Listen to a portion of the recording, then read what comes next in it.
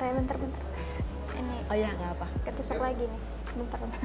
Iya nggak apa-apa Kiprol. Kok mbaknya nangis? Jangan nangis mbak, ini kan kita lagi ini aja, lagi seru-seru aja.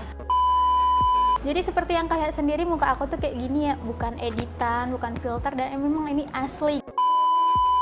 Halo Sobat 7, kembali lagi sama aku Hanla Temahina. Hari ini aku kedatangan tamu spesial, seorang perempuan yang mengidap penyakit langka sehingga membuat dirinya itu mengalami penuaan dini. Halo Mbak Puspa.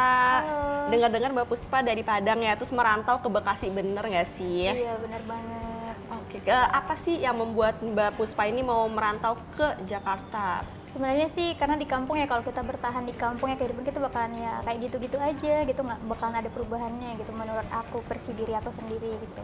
Oke, kalau di Padang itu Mbak Puspa sekolah, ada keluarga di sana atau gimana sih? Alhamdulillah ada. Aku sekolah juga di sana sampai SMA.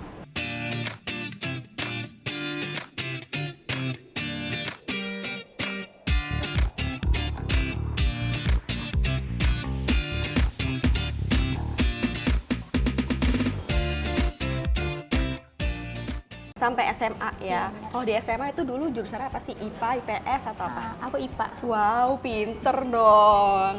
Nah, terus kalau di Bekasi ini tuh Mbak Puspa sama siapa sih tinggalnya? Aku sama keluarga juga, kebetulan ada abang sepupu aku di sini yang nikah dan aku tinggal sama mereka gitu. Sama mereka Iya. tinggal di sana. Berarti abangnya udah menikah, udah ada keponakan juga dong berarti ya? Terus keponakan. tadi izinnya ke sini gimana itu? Gini, bang aku mau ke ini, ke acara trans ya gitu. Ngapain? Oh ada wawancara di sana. Oh ya udah pergi aja, katanya. Ya udah langsung pergi aja gitu. Diusir apa gimana tuh? Pergi-pergi Kayaknya gitu? ngusir deh, pergi saja kamu kayak Ya gitu. aduh, ini ya. Enggak ya. Nah, sekarang Mbak Puspa lagi sibuk apa sih?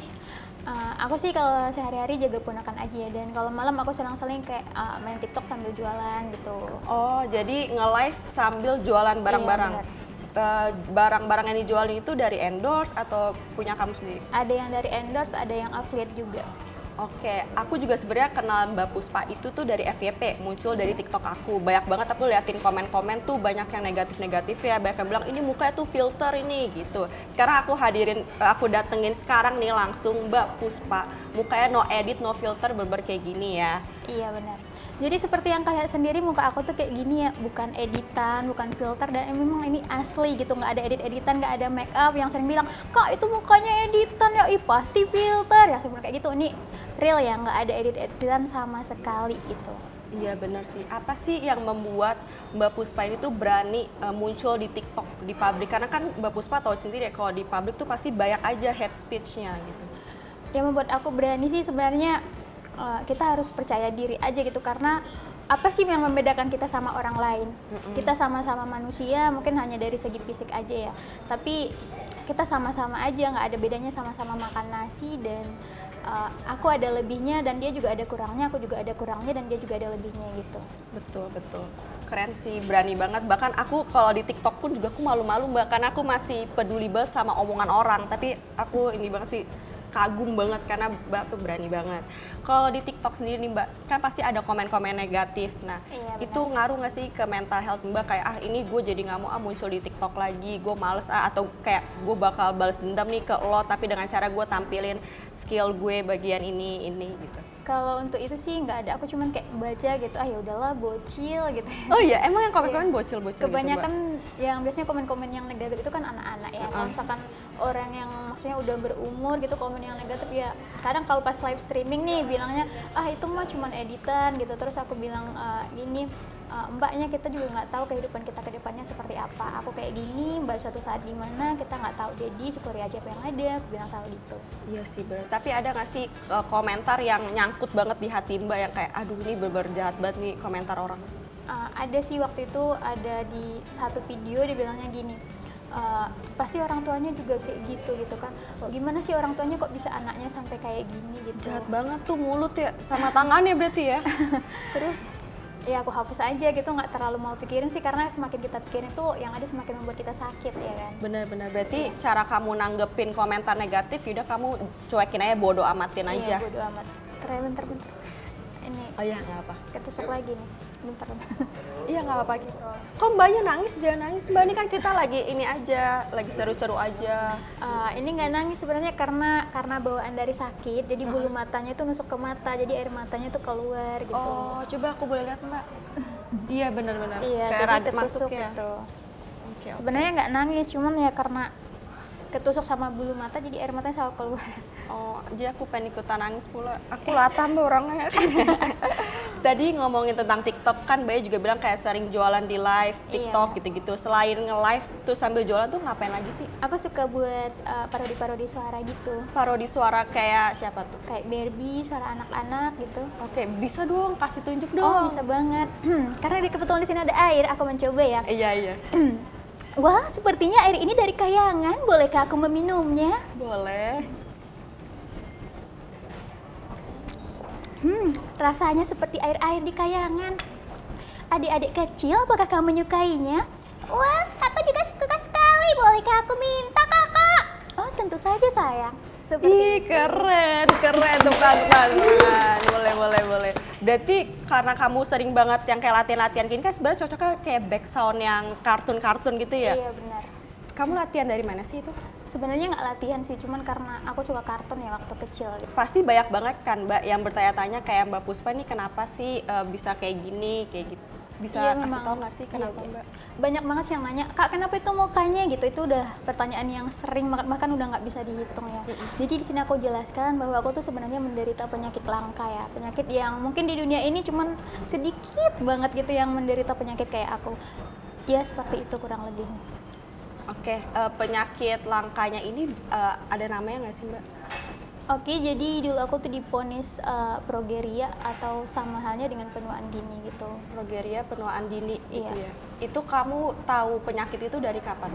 Dari aku usia kurang lebih 10 tahun. 10 tahun berarti SD, Ya, tepat di aku SD kelas 5. kelas 5. Gejala awalnya apa sih Mbak? Gejala awalnya aku tuh biduran ya, cuman kata dokternya yang periksa itu untuk penyebab pastinya belum diketahui, cuman ya pas sebelum kejadian aku tuh biduran gitu. Oke.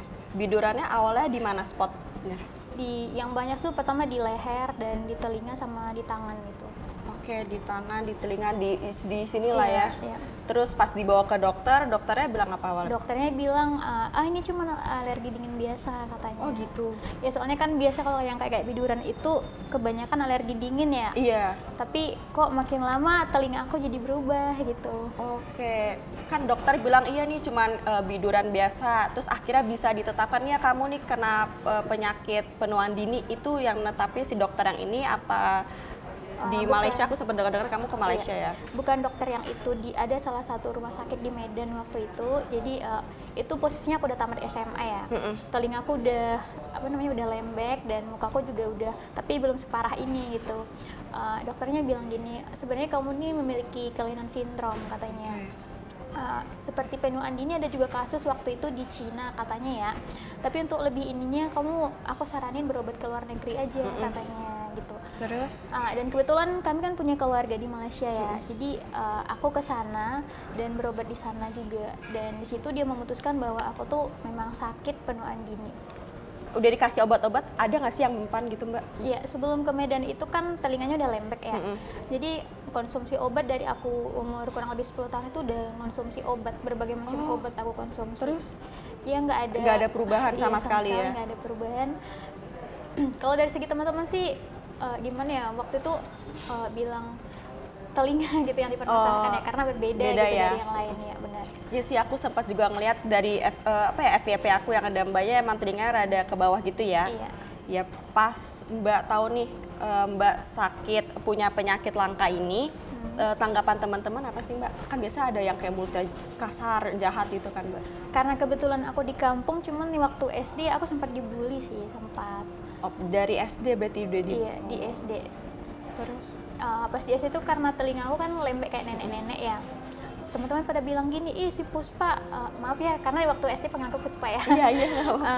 Si Puspa telinganya lembek kayak nenek-nenek gitu ya, namanya anak-anak ya. Iya. Gak sakit hati gitu, aku ambil batu, aku kejar, ya udah kejar-kejar. Pakai batu ya itu ya? Iya, kayak pakai jalan batu penjajahan gitu. kita. Terus? Jadi pas udah berarti dari SD kena, SMP juga Apa gimana? SMP, SMA, alhamdulillah. Kalau dibully sih nggak pernah sih, alhamdulillah. Dari yang penyakit Mbak Puspa ini kan awalnya biduran, terus Iya. jatuh langsung pertama ke kulit, Iya, ke telinga. Abis Iya. dari telinga langsung ke muka, apa langsung kulit Leher, sini, leher dulu, sini, terus baru ke muka. baru ke muka. Iya, baru ini tangan juga udah, tapi nggak separah itu ya. Iya nggak kok. Kalau tangan masih ini sedikit. Kalau muka, leher, telinga itu yang paling parah. Tadi kan dari kulit udah ada perubahan. Iya. Kalau dari penglihatan juga ikutan nggak sih Mbak?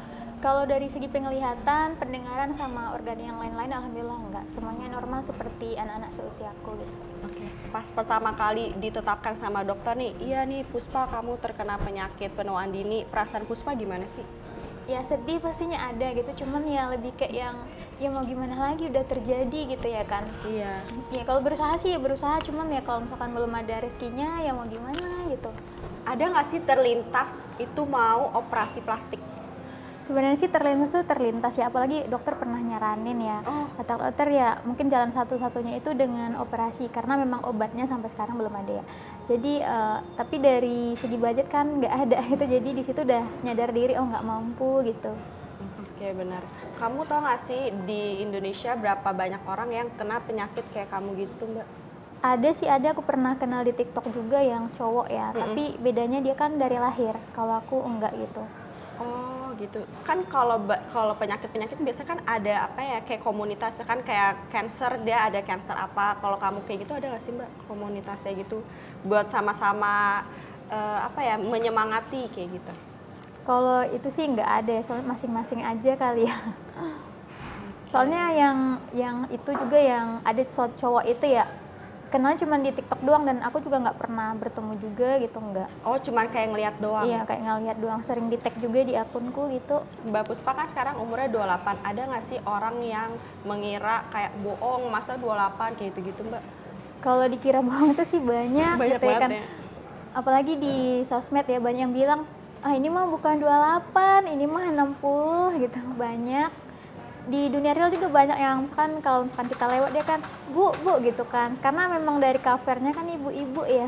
Iya sih. Kecuali kalau misalkan kita menjelaskan aku masih 28 gitu baru, tapi kalau misalkan secara sepintas nih kalau dilihat kayak gini ya memang ibu-ibu gitu. Karena penyakit Iya, langka benar. ini ya Mbak? Iya benar.